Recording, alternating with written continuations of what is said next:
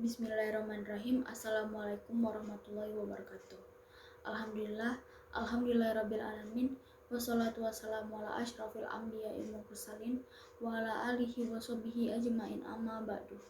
Pertama-tama, puji dan puji syukur kita kehadiran Allah Subhanahu wa taala yang telah memberikan rahmat dan hidayahnya sehingga kita dapat berkumpul di masjid tercinta ini. Tak lupa pula sholawat dan salam kepada junjungan Nabi besar kita Nabi Muhammad SAW.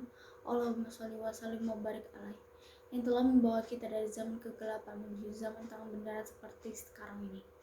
Adapun saya Tazkirah Madrasahillah akan membawakan ceramah singkat pada hari ini yang bertemakan moderasi beragama dengan judul Untukmu Agamamu, Untukku Agamaku, yang saya ambil dari penggalan kata di Al-Quran Surah Al-Kafirun ayat ke-6, yaitu lakum dinukum waliyadin.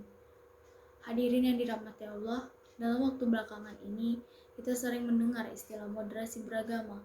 Akan tetapi banyak dari kita yang tidak tahu apa moderasi beragama itu. Moderasi beragama merupakan konsep untuk membangun toleransi kepada sesama, di mana hal ini dilakukan untuk memperkuat bangsa dan pemersatu bangsa, karena bangsa kita memiliki keberagaman agama. Ada 3 hal yang menjadi ciri moderasi beragama yang merupakan ajaran agama itu sendiri. Yang pertama adil, yang kedua berimbang, dan yang ketiga tegas. Adil harus melihat secara merata dua kutub atau perbedaan yang ada. Selanjutnya, berimbang dalam melihat persoalan yang ada. Artinya, memahami suatu hal dengan konteks, dan tegas dalam menyampaikan prinsip keyakinan diri yang kita pegang. Tolak ukur dari moderasi beragama itu tidak jauh dari toleransi umat beragama.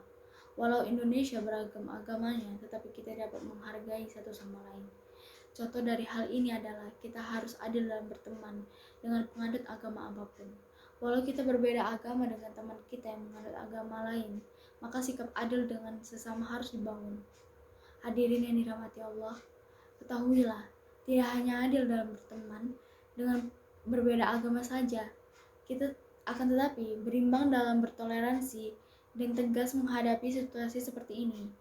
Ketika ada seorang teman mengajak kita yang sebagai muslim beribadah dengan cara agamanya, maka kita sebagai teman harus berimbang dan dengan menolak dengan lemah lembut agar tidak menyakiti hatinya. Tetapi kita tetap tegas agar kejadian tersebut tidak terulang kembali dan hubungan pertemanan di antaranya tetap baik. Sebagaimana Rasulullah SAW alami di zaman dahulu, seperti zaman dahulu tokoh-tokoh Quraisy pada saat itu seperti Al-Walid bin Mughirah, Al-As bin Wail, Al-Aswad bin Abdul Muthalib, dan Umayyah bin Khalaf mengatakan pada Rasulullah SAW dalam tafsir Al-Qurtubi, "Wahai Muhammad, bagaimana kalau kami akan beribadah pada Tuhanmu dan kalian muslim juga beribadah pada Tuhan kami? Kita bertoleransi dalam segala permasalahan agama kami. Jika sebagian dari agamamu lebih baik dari tuntunan agama kami akan mengamalkan hal itu. Sebaliknya, apabila ada ajaran kami yang lebih baik dari tuntunan agamamu, engkau juga harus mengamalkannya." Hadirin yang dirahmati Allah, inilah negosiasi yang ditawarkan oleh tokoh-tokoh Quraisy kepada Rasulullah SAW untuk menghindari perbedaan dan mencari jalan damai, sehingga Rasulullah SAW tidak terus-terusan menyampaikan dakwah kepada mereka.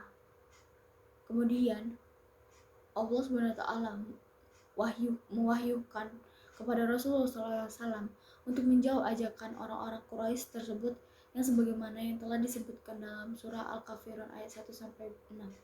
Bismillahirrahmanirrahim. Qul ya ayyuhal kafirun, katakanlah Muhammad, wahai orang-orang kafir, la a'budu ma ta'budun, aku tidak menyembah apa yang kamu sembah, wala antum a'biduna ma a'bud, dan kamu bukan penyembah apa yang aku sembah, wala ana a'bidum ma abattum, dan aku tidak pernah menjadi penyembah apa yang kamu sembah, wala antum a'biduna ma a'bud, dan kamu tidak pernah pula menjadi penyembah apa yang aku sembah. Lakum dinukum waliyadin. Untukmu agamamu dan untukku agamaku. Hadirin yang dirahmati Allah, dapat kita ketahui dari surah Al-Kafirun ini bahwa Allah SWT hendak menjelaskan bahwa terdapat perbedaan besar antara sifat-sifat Tuhan yang disembah oleh umatnya Nabi Muhammad SAW dan Tuhan yang disembah oleh orang-orang kafir. Sebab Allah SWT adalah Tuhan yang Maha Esa dan tidak beranak maupun diperanakan. Kemudian berkaitan dengan perbedaan sifat Tuhan dari keduanya, hal ini pun dijelaskan bahwa adanya perbedaan dalam bentuk pelaksanaan ibadah. Melalui surah Al-Kafirun, Allah SWT menekankan perihal toleransi antar umat beragama. Hal ini dilakukan melalui pengerjaan ibadah sesuai dengan ketentuan agama masing-masing tanpa menyampur adukan urusan keduanya. Baiklah, demikian ceramah singkat dari saya. Semoga kedepannya negara Indonesia dapat menjunjung tinggi toleransi dalam beragama dan tidak ada permusuhan.